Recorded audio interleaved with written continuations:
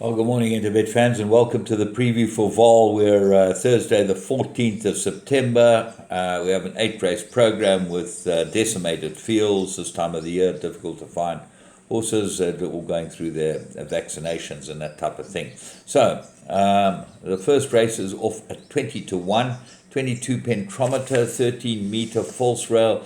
That's from the outside of the track, so they're pushing the horses all towards the inside because there's no false rail on the inside at all. But with small fields, shouldn't be any type of concern. Let's kick off with the Work Riders Maiden, 1400 meters. Well, you've got to have a very close look at Guardia Regine. Very, very nice first run from the Robin Clarkson stable. Sam Mosia gets the ride, and any price, but that's got to be the one they've all got to beat.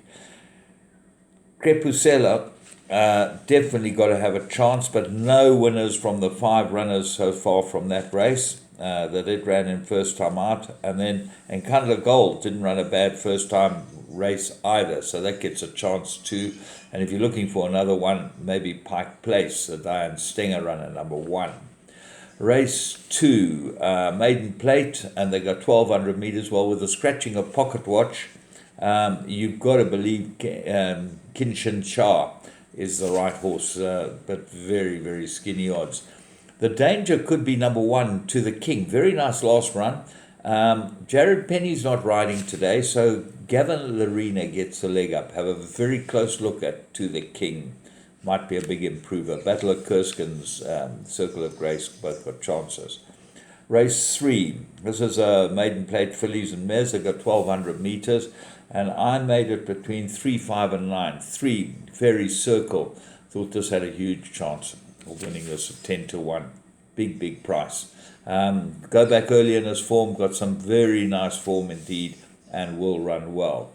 Blip Blip, number 5, was backed first time out with Dennis Schwartz. I don't know where he is, but Gavin Larena gets the ride on it. So that's got to have a big chance. And Jumping Analia. Well, this has had problems at the start. She might improve quite a lot. The 4th best will be 2 Striking Angels. So it might be worth putting all 4 in. Race 4, Maiden Plate, 1200 meters. And the horse that stands out is Duke of Rock, number 2, the Barabutta's inmate. Was back to favourite last time. Has been moved stables. That was at Kenilworth. Has been moved stables to the Butta's outfit. They're doing very well with these horses that come from other provinces, and you'd expect this to go really well. Bragard, number 3, I think is a big danger. Stratum gets the leg up. Nice to see him appear from nowhere, striker. And then Eiger Sanction, not a bad first run as well. Race 5, Maiden Plate, fillies and mares, and they got 1600 meters. I like the look of Work of Life, number 1, a Magna inmate with Muzi Yeni aboard, and I thought this is a big, big runner. And the big danger, I thought, was number 8, 12 to 1 shot, Paul Matchett's runner. This horse is by Silvano. Got to go this trip. And when you look at its form, it's 2 runs over 1200, much too short for it. Now suddenly they put it back, put it in the trip, and I think Crimson Forest will improve a lot in this race. So that might be the big find of the race.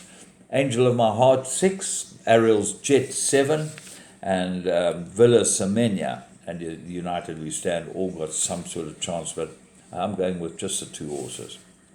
Race 6, Merit Rated Handicap, 1600 meters. The one I find here is number 1, Godfather. I think it's the right horse. Gavin Larena for Robin Clarkson. They're in cracking form. 3rd run after a rest. Lots to like about it. The 2 recent maiden winners, 2 Diesel Shadow and 3 Eiffel Tower. Nothing between the 2 of them. And then Count Your Chances. 2 good post-maiden runs. Look for improvement there. Wakwas might improve the 8-year-old. Likes this track. Race 7. Fillies and mares, 2000 meters. And, well, this is most interesting because Opera Glass got 4 points for winning last time. Apache Fighter got 3 points. This is, they love doing this, the handicappers. So they give Apache Fighter 3 points. Okay, so you look and you think, whoa, well, the 2, there's very little between the 2. Those are the 2. And then have a look at Peyton's Tears. That dropped 3 points. So, in effect, Peyton's Tears meets Apache Fighter and Opera Glass on 3.5 kilos and 3 kilos better terms. Kamalo gets a leg up again. Big value in Apache Cheers. I think it will go well. Prince Kesh, this might be the big danger. Blinkers are back on it. No reason for taking the blinkers off last time. I can assure you this can never happen in any other racing jurisdiction. The horse runs well in blinkers. Suddenly take the blinkers off. Drift in the betting, owned by the betting company.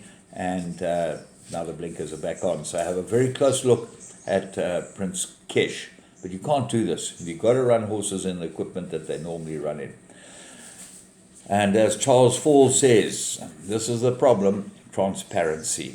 Race 8, Mary Raid at 68, 2,000 meters, with a scratching a top man.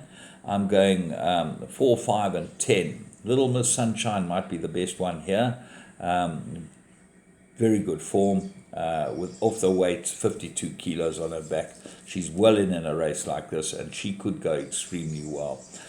Coromandel, got to have a chance. Kamalo rode it last time, and it was backed, and will be back again.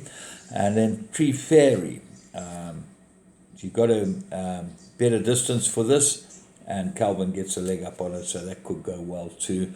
Ideal Future won a good race, but got smacked. She got 8 points for winning the 5-year-old mare. So, when you look at that, all right, she was under sufferance, but she still got a bad penalty.